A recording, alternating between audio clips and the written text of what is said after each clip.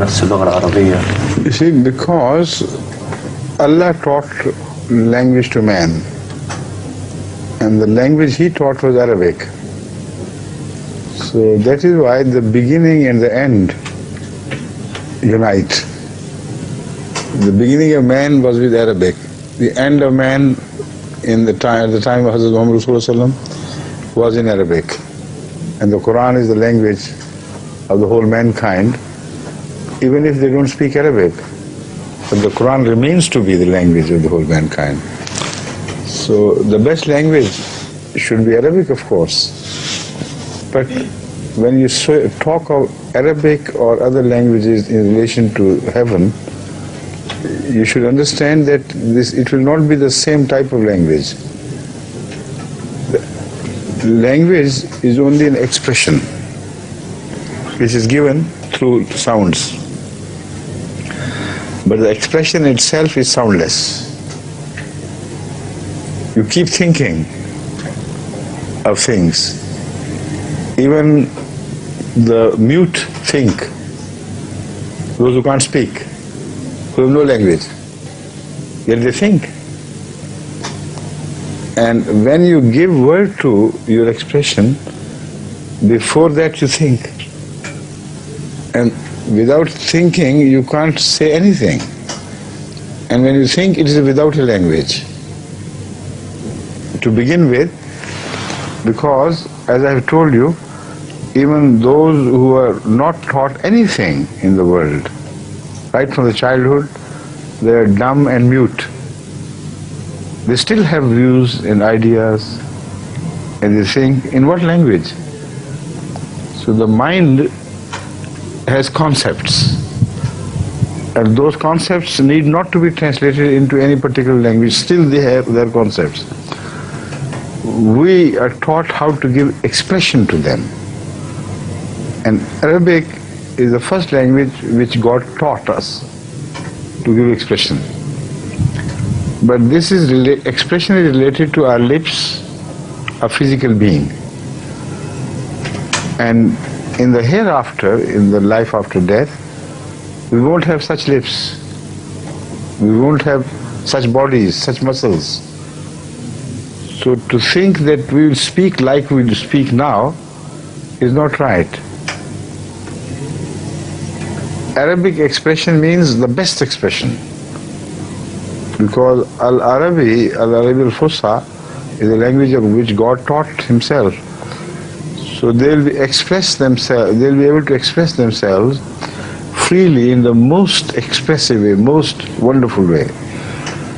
And the sounds which we hear will not be like the sounds we know here. There will be no ears, no lips. Spirits have no ears, no lips. See? So to overmuch literally and to overmuch literalize the Quran and the Hadith is not a good practice. Because we understand the language,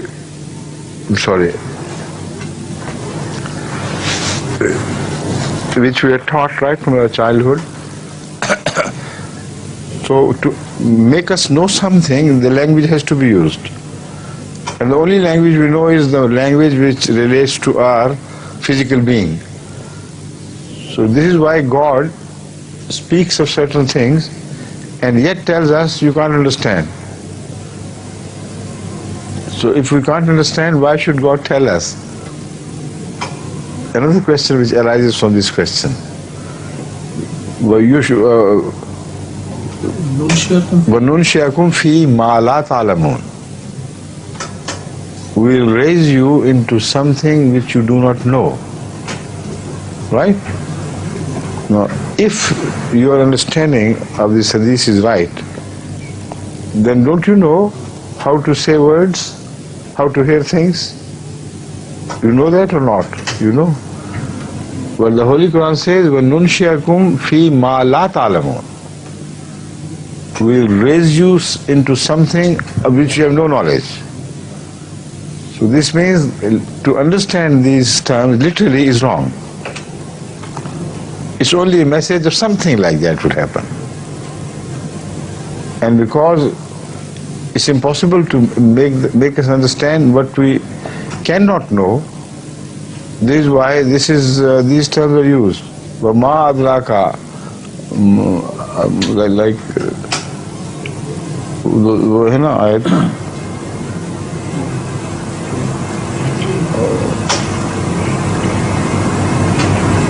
وَمَا أَدْرَاكَ مَا الْقَارِعَةُ. ہاں الْقَارِعَةُ مَا الْقَارِعَةُ وَمَا أَدْرَاكَ مَا الْقَارِعَةُ. What can make you understand what qari'ah is?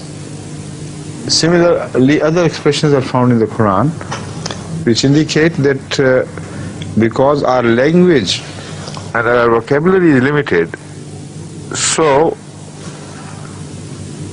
Allah speaks to us in our language and our vocabulary, but warns us that whatever you understand may not be the exact truth. So this is again the beauty of the Quran, which is not found in any other book. It speaks of things but warns us.